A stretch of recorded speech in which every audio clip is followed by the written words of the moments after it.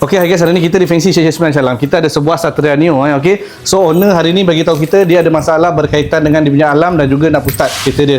So sebelum ni owner pakai kunci saja. Jadi bila dia nak lock unlock dia pakai kunci saja. Okay. So hari ni dia dah siap pasang untuk pasang pusat button dan juga auto start. Okay. So kita try dulu auto start macam mana.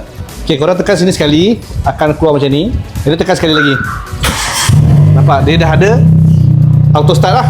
Maksudnya dia start kereta engine dia sendiri. Okey. So kita tengok dalam. Okey. Kita tengok. Ada lah. So yang ni dia punya push start button. Nampak? Jadi kita nak matikan pun boleh pakai remote juga. Tengok.